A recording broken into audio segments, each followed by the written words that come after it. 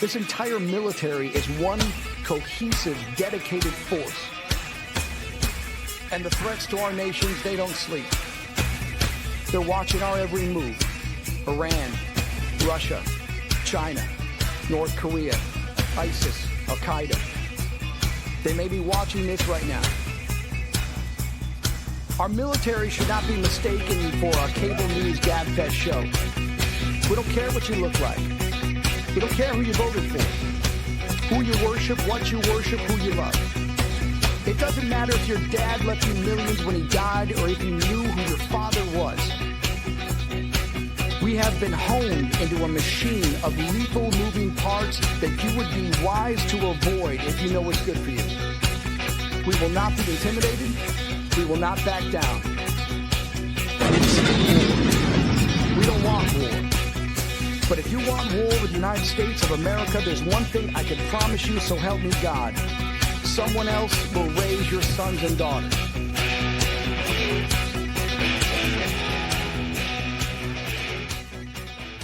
Opinions expressed in this program are those of the speakers and do not necessarily reflect the views or positions of any entities they represent.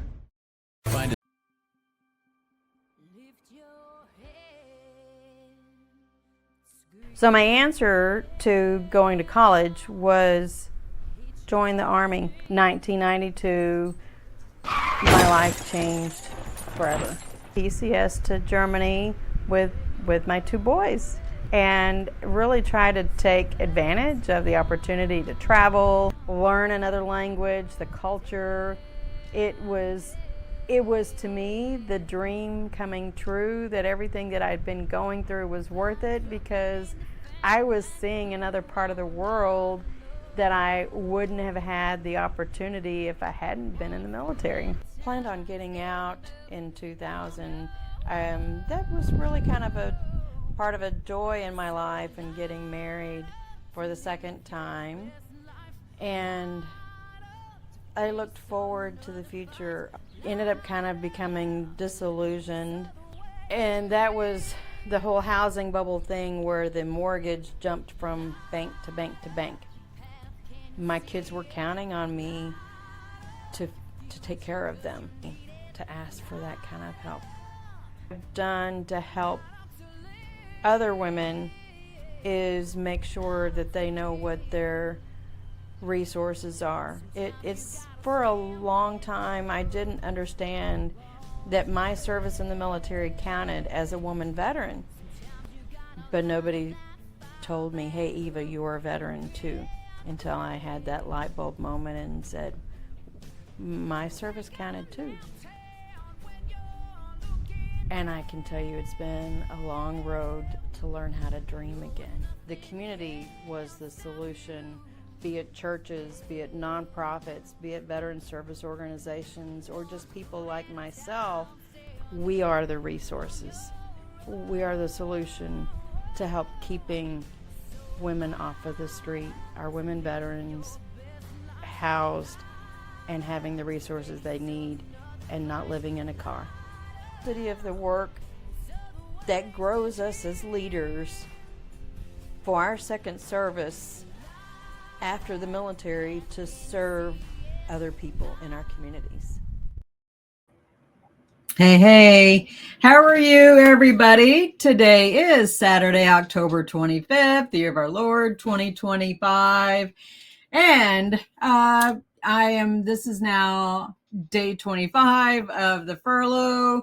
I am one of those furloughed employees, work in DC. So this has been pretty interesting to, what do I do with my time? And had a surprise this week and being able to work on an RV. My dad brought an RV back from Oklahoma. So the demo inside, well, as a part of the, renovation of it, that has begun. So, out of pain, there is purpose, right? That even the old things like an RV, it's a 1997 Terry 22-footer, is going to get some new life. And I think in some ways that's a lot how we are to that, we breathe new life into the things that we do. Maybe this, this sounds a little bit better. Get the mic a little bit closer to me. That we are sometimes like some of this, the equipment that we deal with, we have to PMCS the equipment. Yep, I still use that acronym PMCS, but we are just like that as well, PMCSing ourselves, whether it's physical, mental, emotional, or spiritual. We still have to do the things that we need to do to keep us running, functioning inside and out like we're supposed to, and keep living the best life that we can. And if things are not working quite so well, gets a little wonky, then we shift focus. So I'm not sure where my guest is. I do have a guest. Not sure. Maybe he's calling me. I don't know. Somebody's calling me, but I don't know who that is, so I'm not going to answer the phone. What I'm getting at, if I can turn the mic around, sorry. Ooh, that sounds good. So I'm supposed to have a guest. I'm not sure. Oh, I think he's trying to join, so hopefully he can come back on. Come back on, Bryce, if you can hear me. So I do have a really good guest. I met him several years ago. Try that connection again. And he is phenomenal. I went to an event. There he's coming on. Went to an event several years ago. And this was put on by the Veteran. The Veteran Chamber of Commerce. I think that's what it is. Can't quite see your camera or something, Bryce. So whenever you get the camera focused, I see some kind of a shadow or something. So Bryce, anyways, if I can find it's going to go back to his profile because he had so much in there. And he is amazing. I saw his art at this exhibit. Like I said, it was being put on by the Veteran Chamber of Commerce from the North Texas area. So shout out to that crew. That it was a phenomenal event. Different types of art was there. Bryce, I don't know what's going on with your camera. It still looks a little wonky, so that's why I'm not adding you on the stage yet. So hopefully he can hear me. I think he's getting it adjusted. So the, part of what, he has a comment on one of something that he had posted about one of his videos. He does some video of his art, and this is reading from his page. Suicide is an act of self-destruction, having as causes the following: 1, lack of courage to live and to cope with difficulties. 2, defeat by life and loss of all hope. 3, desire for non-existence. And here's what he was talking about. The monk who burns himself has lost neither courage nor hope, nor does he desire non-existence. On the contrary, he is very courageous and hopeful and aspires for something good in the future. He does not think that he is destroying himself. He believes in the good fruition of his act of self-sacrifice for the sake of others. I believe with all my heart that the monks who burned themselves did not aim at the death of their oppressors, but only at a change in their policy. Their enemies are not man. They are intolerance, fanaticism, dictatorship, cupidity, hatred, and discrimination, which lies within the heart of man. Thich Nhat Hanh, the younger sibling of Thich Quang Duc, painted here, is a letter to Martin Luther King. So let me go back over to, all right, he's trying to reconnect, I think. But let me share that because he's got, y'all really need to see, this guy has some phenomenal art. And I think it's worthy of being able to share. I see you. I'm trying to get back over to that. Let's see. Why?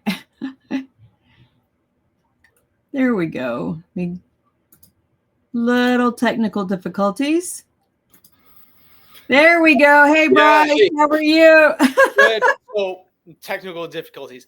I dropped my phone and the little camera, obviously that's looking at me, is broken. So that's why it's so blurry. And I'm like, how do I turn the camera around? And I'm running from a kid's birthday party back to my house, my office, trying to like get it all set up. And I'm like, what's my password to log in? Yeah. Oh no, I get it. You know, and Daryl, do you know Daryl Hartley? He's a chaplain with the Veteran Service Organizations, or has been, but he's in the North Texas area. So he's been kind of co-hosting with me. But he had a death to go to attend to. That happens as a chaplain. But anyways, I'm going to show this.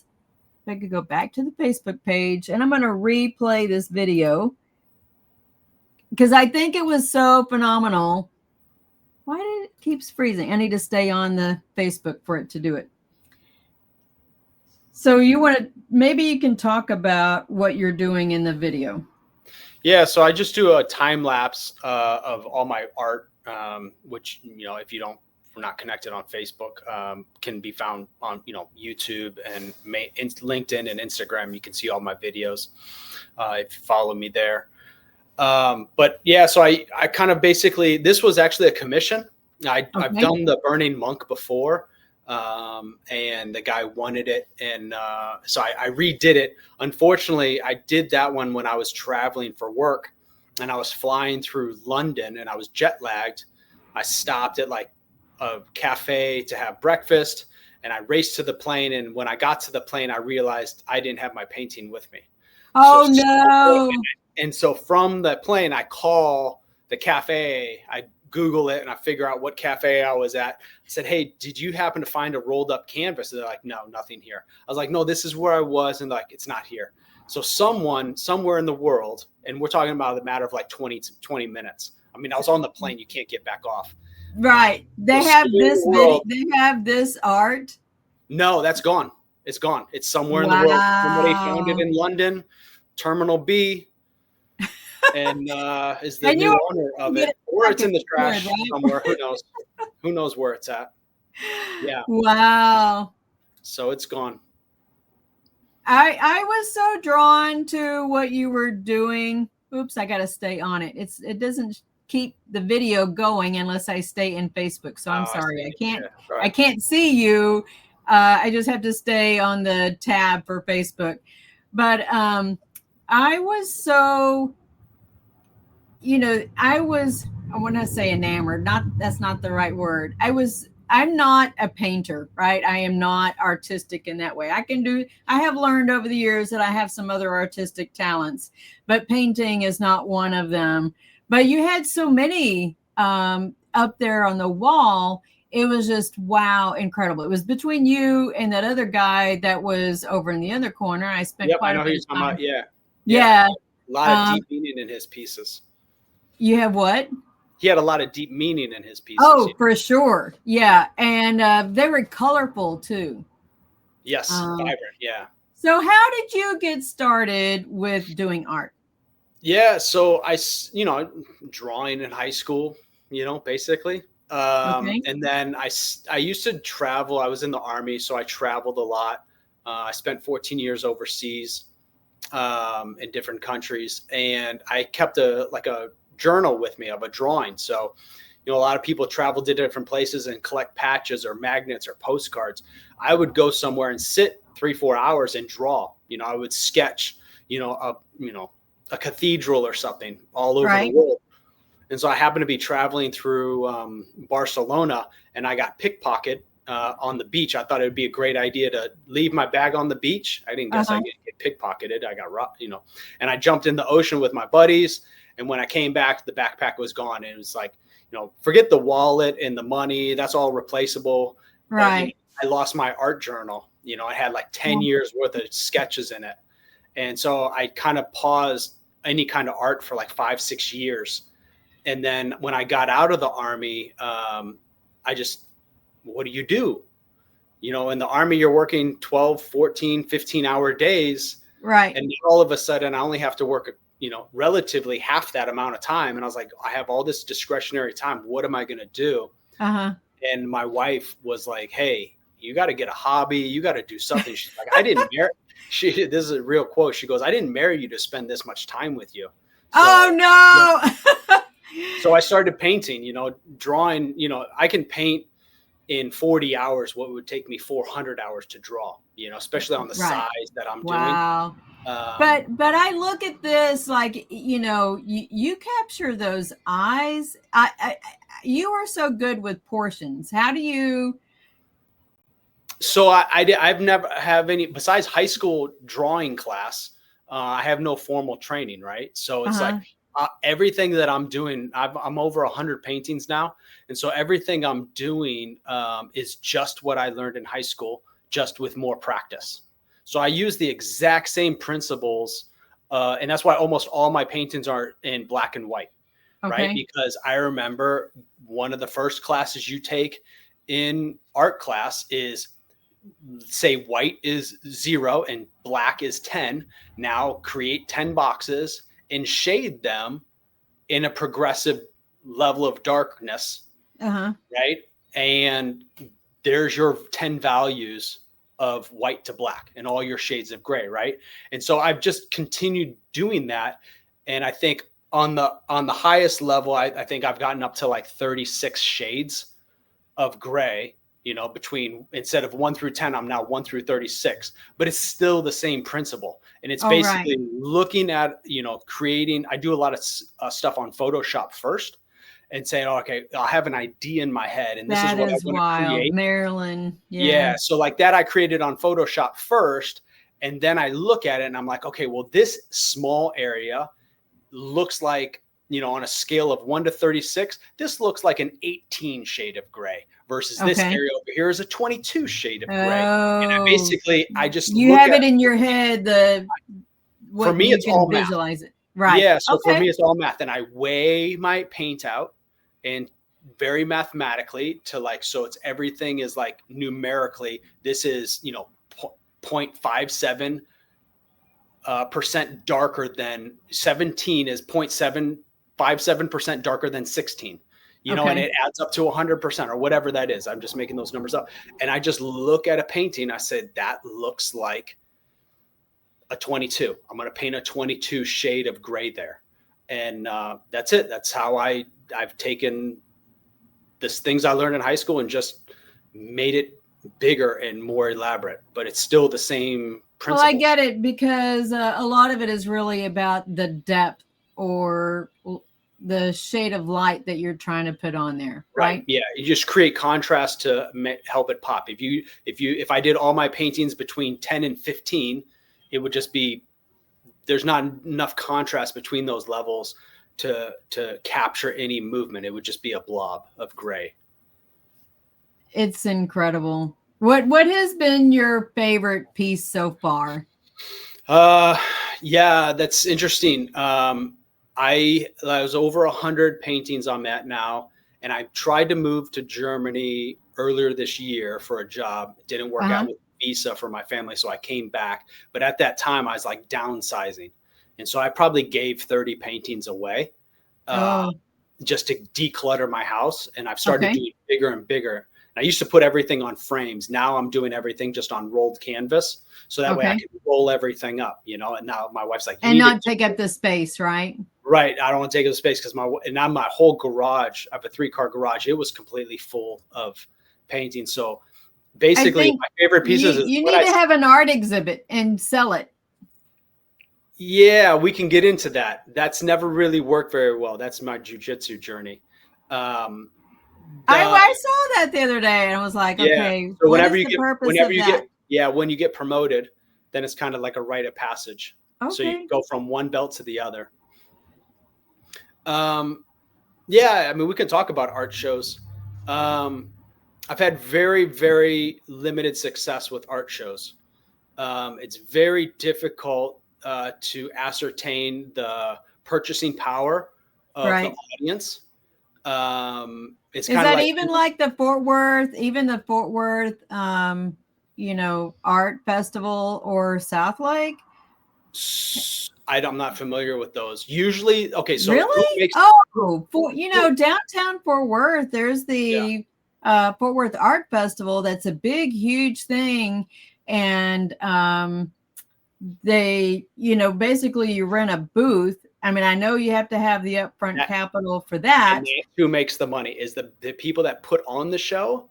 They sell booths and they make the money. Oh, no, I get that. But those same artists travel to those different, city art festivals. And, I'm just saying, look that's them up. That's the conventional wisdom is you got to get out there to sell. The problem is, again, it's your purchasing power of your local audience very few high-end buyers are there. People will want something that takes me 60 hours and they'll offer me $50 for it. I'm like, I'm more in I know, material, the tolls, the gas. You could make more money waiting tables than that. Exactly. So I don't do shows anymore. Just because it's not a good ROI of my time. Oh, got you. And it's always been a cost. It's never been, besides the one show that we met at, where I had a piece that wasn't for sale. I was just there to as a placeholder to show people my broad band of capabilities. Right. Because that was earmarked for a charity, right? That's near and dear to my heart. And the guy's like, I want that piece. I said, I'm sorry, it's not for sale. It's just here to show you what I can do. And I'm happy to paint you a commission in that style, but that one's not for sale. He goes, no, I want that one. There is a number on it. What is your for sale number? And I told him, and he came back. I mean, it was an absolutely ridiculous number, right? And he came back with 50% of that, which is still a ridiculous number to pay for a painting. Okay. I probably would, and I was like, sold. I didn't even try to negotiate. I was like, it's such a ridiculous number. So besides that, I've been able to sell. I've done quite a few commissions, but I really just paint what I like to paint for me, not necessarily for sale. If I was doing it from a business perspective, then I would paint what people are willing to buy. Yeah, and that's not necessarily what I want to paint. Well, no, that makes sense because you don't feel passionate about that, right? And you end up. I mean, it's like I write books, right? I write. But I can't write about something that I'm not interested in. Exactly. You just don't feel the passion for that. And that makes, I don't know if is there like an artist block? I get writer's block too. No, I have the other problem. I don't get artist block. I have the exact opposite. I have too many ideas. Oh, I have too many ideas. And that's why I don't draw I can't draw fast enough. I can paint an idea faster, but I still always have at least 6 to 10 ideas in the queue. And now I think I'm up to, I'd have to count. I probably have about 20 ideas. And then, the bottom 14, I just leave in a miscellaneous folder on my computer of I'm probably never going to get to those. Right. And I went through the process of working out the composition in my head, putting it on. Let's go. I heard that in my head. Sorry, I don't know if it was and it's so I just keep kind of a rolling top 5 that I'll actually try to commit to painting. Yeah. But I can usually do maybe 10 a year. That's at least one a month. Yeah, if I'm pushing hard, I can do one a month if I'm pushing hard. But when I'm doing 3 foot by 4 foot, I can probably knock that out in about a month. But this year I've kind of set my, for 2026, I'm really going to leave the 3 foot by 4 foot behind. And I'm going to push to 6 by 8 foot, 8 by 10 foot, really big pieces. So I'm really going to try to just hone it in on maybe 3 pieces for the next year. Okay. So and then those will be really big pieces. So we'll see. I think one of the fascinating things that I noticed a couple of years ago, and even looking at all of your videos, so we're up to August of last year, is that you have quite a breadth of the things that you paint. It's not just faces, it's not just objects, and there's military stuff here too. Yeah. But that's not the one you're looking at right now is not very military friendly though. No, I get it. It's quite the dissertation on what I think is the current military industrial complex. So there's a lot of symbolism in that painting. One, the flag is upside down as a sign of distress. Yeah. Go ahead. Oh, okay. So yeah, I mean, it starts with the tag, when the rich wage war, it's the poor that die. And then I pull from the unite or die, which is a revolutionary term. Right. Calling the colonies together. The flag is upside down, which is a symbol of distress. Yep. Then you have on the left, you have the falling man from the World Trade Centers, which double as those stripes. The World Trade Centers were striped. And then on the right side, you have a character, they're falling out of the airplane. Falling out of the plane, which is the first deaths of the war on terror, where the people falling to their death, or, the 9/11 towers. And the last people dying in Afghanistan were actually Afghans that were clinging to the sides of the plane, also falling to their death. Oh, right. So the juxtaposition of the beginning and the end of the global war on terror, the same way, planes and people falling to their death. Right. So I was like, well, that's just too ironic to not capture. And then, so the painting is called Reflection. So that I just put on my old military stuff, stood in the mirror, took a picture from behind me, and then superimposed a skull instead of my face, as if I'm looking back at myself. Got to. And so, and then instead of a helmet, I put the Statue of Liberty. Statue of Liberty, yeah. Right, because where we're supposed to be, America is the beacon of freedom, right? Well, right. What do we export freedom? Over the last 20 years, our chief export has been death, right? We're really good at going to other countries and fucking them up. Yeah. Have we spread any democracy? Have we spread freedom? We have spread a lot of death. I mean, conservative estimates. I think it goes back to what Iraqis dead. What definition of democracy are we using? I'm not even using the word democracy. I'm using freedom. Right. So, but we're supposed to be a republic, though. Oh, I get it. And that's why I don't use the word democracy. Yeah. We're supposed to be exporting freedom. Or we're a democratic republic is what we're supposed to be. Yeah. But then you get into semantics and it doesn't matter for me. What is our chief export? It's war.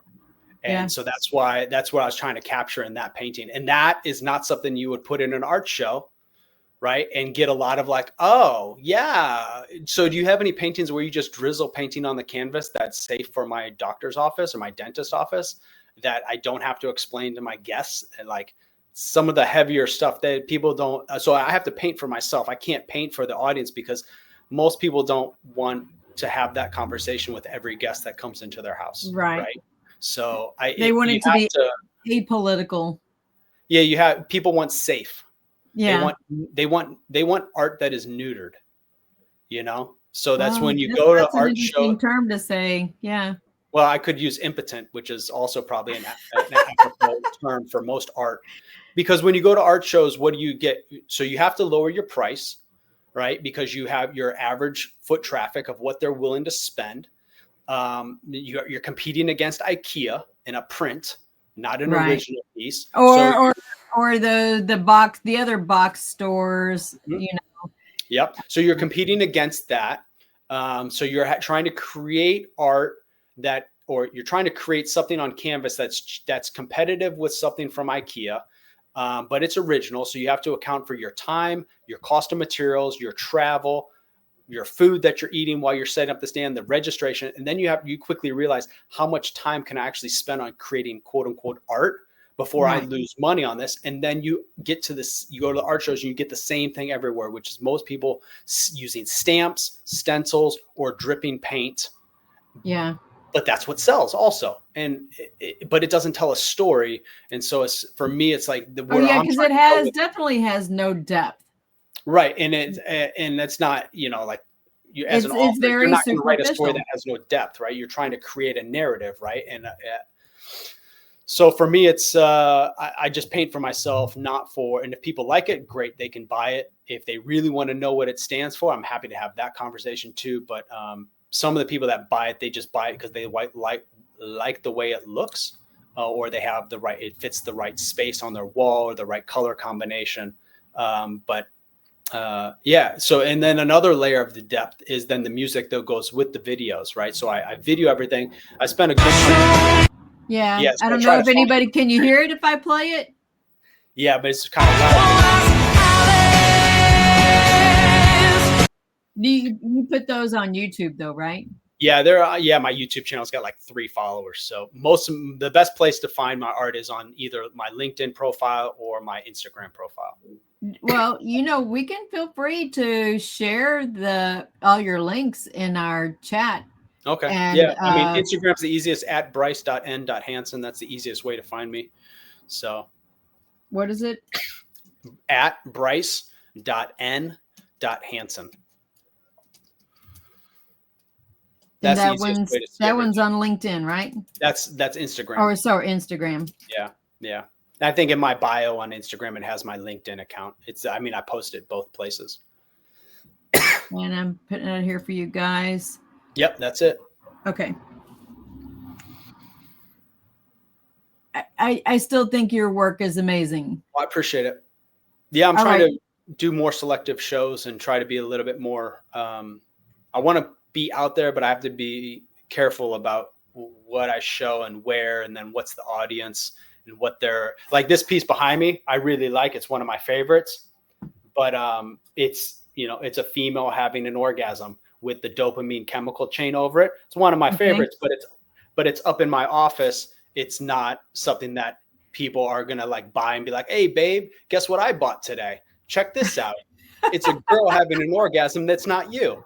So, right. Yeah, things that I want to paint for myself, not because they're necessarily family kid friendly. No, I get it. I should have asked before I said that. There might be kids listening to this and they're going to be like, Daddy, what's that? Sorry, parents. No, I think, most of the audience, in case you didn't know, military broadcast radio is, it airs out internationally. We have an app and, you can download it, and we are getting, I think, balancing much more of the art side with the other things that we talk about, whether it's some newsy kind of stuff. We are fixing to be starting Monday. There's a big, huge, interesting movie that's a mutual, support for both the, it's Sony, by the way. Sony is supporting military broadcast radio, but we get to support this movie that has a military interest. So that's pretty exciting. And hopefully I don't get shot for, I don't get in trouble for saying that, but I'm trying to throw the teaser out, that MBR is giving veterans a voice. That's really what we're about, and trying to make sure that we, balance not just, the fluffy stuff or maybe fun stuff, but what you get out of being an artist, I mean, yes, this is something that you picked up before and you managed to, Not money. It's not about the money, but did that. But how does it help you? I'm assuming, I don't remember if we had that part of the conversation when I met you, but you were in Iraq or Afghanistan. Both. Right. Yeah. Both. So how does art help you with PTS? I'm assuming there's some, or, whatever you feel like discussing. Sure. And how do people who haven't explored that side? That was one of the things that I have figured out after getting out of the military. I did the mom thing, and then I was getting into the career and education thing. But I am just in the last few years started figuring out what is the rest of the stuff that Eva likes to do that I didn't ever have time to enjoy growing up the rest of those years. How does somebody balance what your experience has been and the benefit you get from art. Mm-hmm. Does that make sense? Yep. So I think all of it is a vehicle, right? So I have friends that got into forging knives at like a home forge. I got buddies that really got into hunting. I paint. Other people they like want to work on their car and tinker, whatever it is. It's just, I can't speak to the female audience because our brains are wired differently, but guys like to be involved in something where they can just focus and shut their brain off. Yep. Right. And then their brains then wander. So when I'm painting, I shut my brain off. And then it starts wandering to an area, and then I don't know where it's going to go. Usually it goes to a place of like anger and disappointment and something along those lines. Right. But then now my brain is completely blocked out except art. And then my brain can start slowly unpacking and pulling on threads over time. And then kind of disassociating certain incidences and the pain or PTS with the incident. And now it's being moved in another portion of your brain, which is creative and functional and productive. So now you're saying, all right. And so I was actually did an experiment with a guy who was working on his PhD, and he was doing the same study, but with baseball. So it hooked up to brains and everything, took us to batting cages. And he's like, all right, now I want you to go out there and hit the ball as a baseline.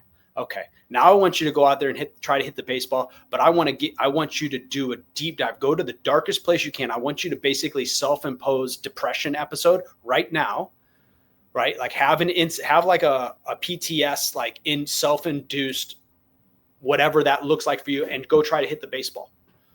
Right. And we're like, okay, sure. That's evil and twisted. And like Hippocratic oath, do no harm kind of thing. And then you go and they're measuring you while your brains and doing psych tests before and during and after.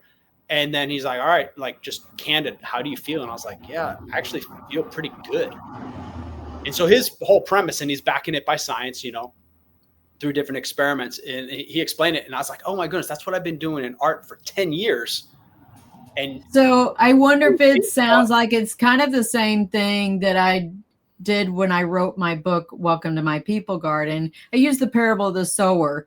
All of the mess in front of us, those are the lies that we believe that others have told us or that we told ourselves. These are lies. You got to clean the vines out, right? Remember, wait a minute, vines. You got to clean the vines out before you can go forward or even look at the ground. But the big thing about the ground is finding those buried, rocks, those things that we shoved in, the figurative filing cabinet, and we just haven't dealt with it. Only these are rocks. The parable of the sower talks about rocks, but it sounds in some ways doing that ultra, worst event thing, thinking about it, and then hitting the ball is in some ways a parable or a parallel to uncovering the rock that you had thought you had buried. And now you've created that empty space, but you gotta find something good to put back in there. Yeah. So his premise is that similar to that, which is like, you're taking ideas in your brain that are usually take you downward, but now I need you to split your focus. Don't just focus on the things that are causing you PTS, but I also need you to be functional right now. And I need you to focus on the ball, which is a fine motor skill, and trying to hit it. And so you're disassociating by rewiring your brain of saying, hey, these bad things, usually when you get into depression, you don't want to do anything, but now you're forced to do something. And so you're disassociating, doing nothing, and just sitting in a dark place and going in a downward spiral with, oh, I can have these thoughts and still be productive and still functional and still be focused on hitting the ball, which could be literally the ball or going to work or living for your family or whatever it is, career-wise or mission-wise, whatever it is you're trying to do. You're disassociating the pain and the stigma that's self-induced. And you're like, no, I can still have those experiences. I can still be functional. It's not an excuse to not be functional. And so it could be cars, it could be sports, it could be hunting. For me, it's art. So when I'm painting, I can have those ideas and be like, okay, now instead of associating bad PTS incidences and ideas with depression and anger, now they're actually associated with art and being productive and being creative, and there's positivity behind those things, right? So it's taking the PTS from one side of the brain with depression and moving it over to productivity and creativity. Have you seen PTSD lies now? It generates productivity and creativity. Have you seen an evolution of the art that you do where it has gone from looking darker to now a lighter, I go through phases, and I wouldn't say that I'm painting anything specifically, I'm not painting Thomas Kincaid, the light in the forest, illuminating. Oh, no, yeah. That kind of stuff. So when I first got out of the military, I was painting almost exclusively like nudes, sublime eroticism, things like that, because at that time, sex was the only thing that would register on my feelings spectrum. Okay. I had no feelings. I had either anger or ecstasy. There was nothing in between. Everything else was numb and void, right? And so I wanted to have more sex and more aggressive sex and more crazy sex to feel anything, right? I just numb, and that was the only way I could feel anything. And so my art reflected that. And then I started having kids, and my wife's like, you can't put these on the walls. We want to have friends, and people are going to come over and be like, these people are weird. Everybody has sex, but they don't want to talk about sex in polite society, which I think is stupid. But that's, I live in Texas. It's the Bible Belt. I get it. I think a part of it is also, like, I lived in Germany for a few years, and they have a completely different relationship with sex. Yeah. But the body also, right? Yeah. It is not just about sex. It is about how they what is it, the word? The visual body is not necessarily sexualized. The body is the body is the body. And it's an amazing piece of art. It's amazing, right? Right. But I think Americans in their Puritan roots have over-sexualized just nudity in general, right? And but no, and then I did a lot of military stuff because I was like, oh, that was when I was trying to sell stuff and gain a following. And people are like, oh, just do what you do. Be a soldier. That's what they expect from you. That's what they want to buy from you. You have a story to tell. So paint what the audience wants. Paint, monkey. Dance for them, clap your little cymbals, and that's what they want. And so I did a lot of military stuff thinking that was the right thing to do. And I hated it. I hated all of them. I'm like, I don't want to paint military stuff. And I have since then. And then I moved on I went to like a psychedelic paintings, like things that kind of reminisce. So I went down to Mexico and I did ibogaine, which is a very potent, powerful psychedelic that heals the brain. Rewires and generates neural reconnectivity, and has had a profound impact on my life and my family. And so I went through 5 or 6 paintings that kind of like hemmed around that incident. And now I'm kind of getting into more religious undertone paintings. So recent one I did was the Pale Rider that you scrolled through before, of death on a pale horse, which is from the book of Revelations, right? Walking through a valley of bones.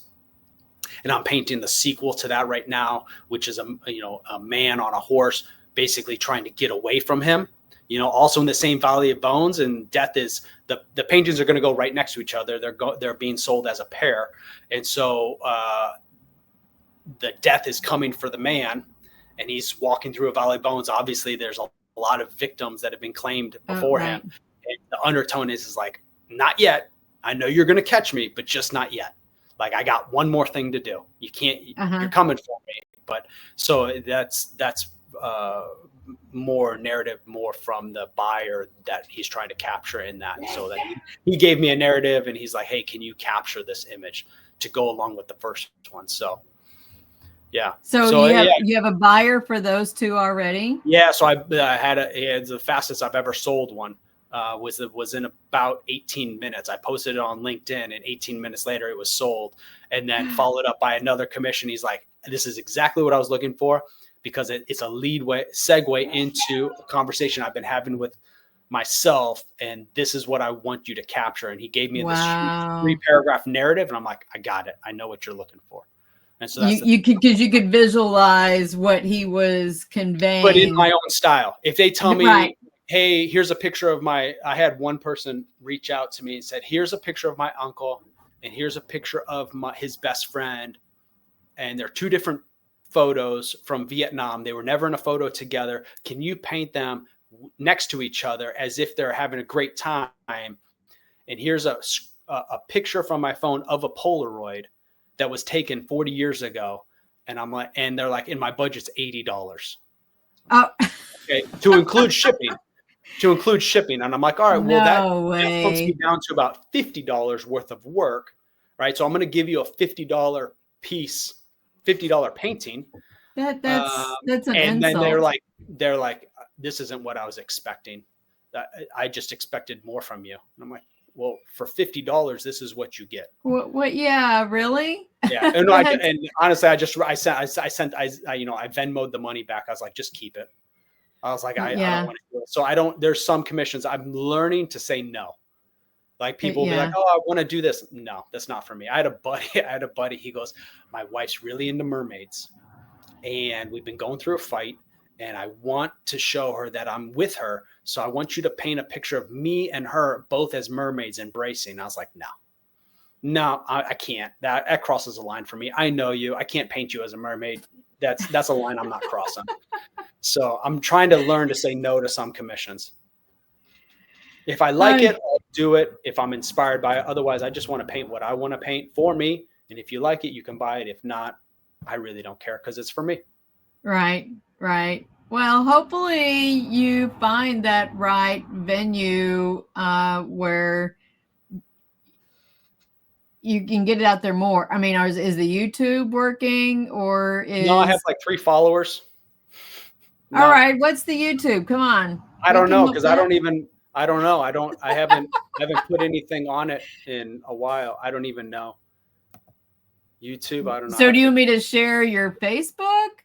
No, Facebook is private. Instagram is the best way to find it. Okay.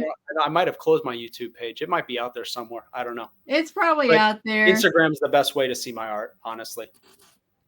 Or LinkedIn. If you follow me on LinkedIn, that's also where I put my art as well. Right. I think I follow you there too. Yeah. I don't know.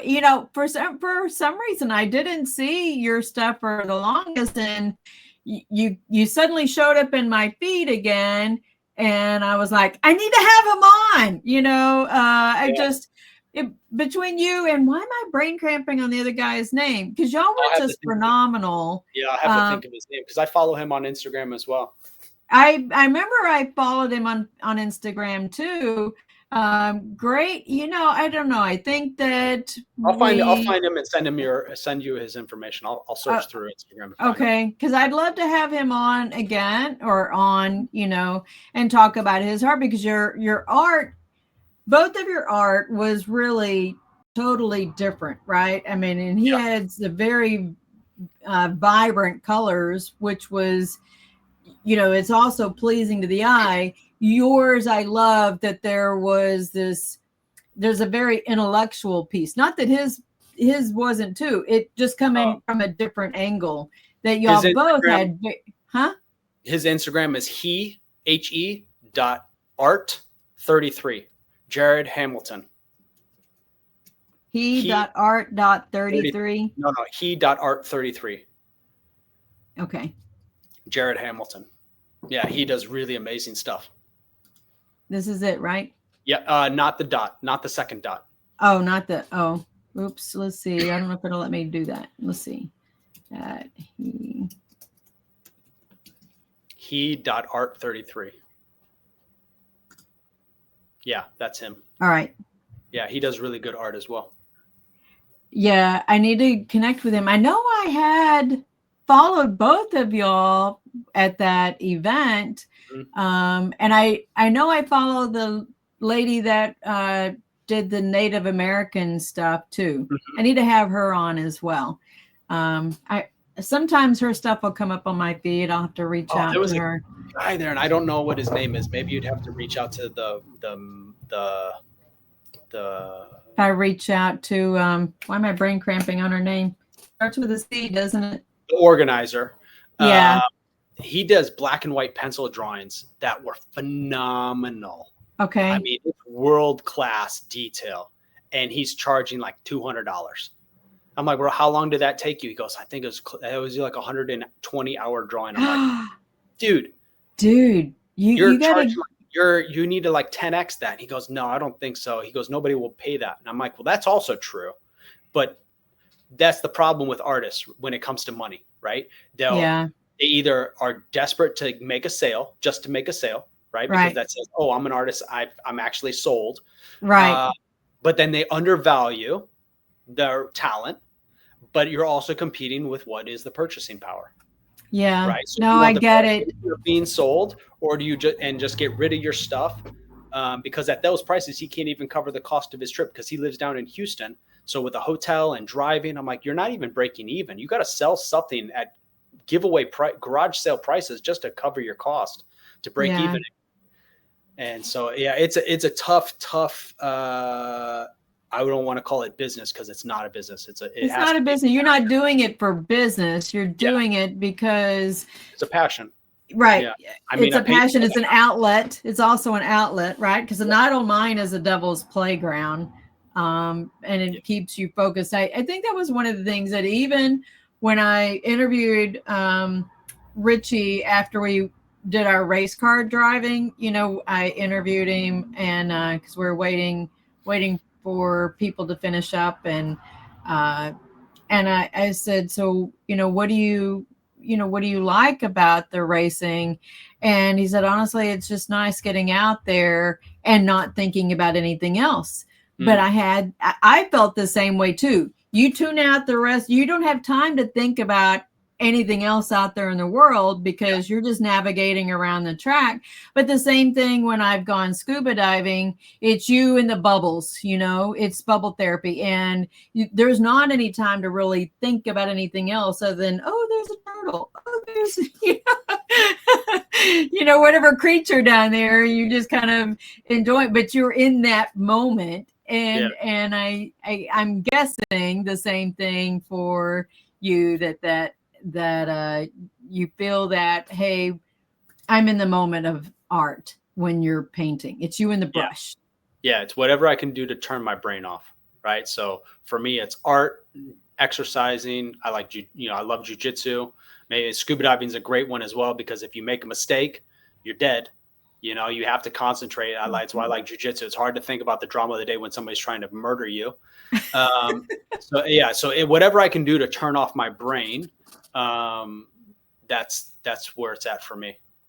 So how does your wife think about it otherwise? Did things improve that when you started doing more of the art or just, I think that, it's very slow organic growth. With the art therapy, very slow. I wasn't having as much anger outbursts after a couple years, right? I don't think anybody should look at painting or being a mechanic or forging knives or hunting to be like a miracle cure, right? Sure. And I think all the veteran organizations that offer that stuff, it's great, it's well-intentioned, but as long as the expectations are reasonable, that this is a step on a very lifelong journey, depending on how far your PTS has riddled you. But I think for me, the only thing that I can say is the psychedelics completely transformed, and I became like a new person. So art therapy could have been the rest of my life, but psychedelics in one night did what the next 50 years of painting could have done, but I did it. So. I know people who go through some of that stuff. I would love to find out the program that you went through, if you can message me afterwards and maybe I can share it with some of the folks that I know. Was that something that was through the VA or? No. The VA. No, not the VA, but was it a nonprofit? Yeah, it was through a veteran nonprofit. Yeah. Okay. So I would love to have that information to share. Yeah. Well, in the United States, you can go through a company called MAPS, MAPS.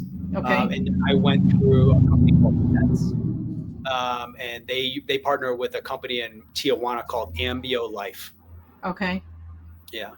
So military, civilians, a lot of business guys go down there. Basically, anytime you get to a stage in your life when, like you're on your commute to work and you get to a certain red light and you're making a turn and you're just like you woke up great, kissed the kids to school, had a cup of coffee, and you're feeling high in life. And then you get to an intersection on your way to work and your whole countenance changes. You're like, fuck, again, another day. Yeah, you need to do something to wake up, right? Because you're not living, you're just existing, and you're just waiting for death to come find you.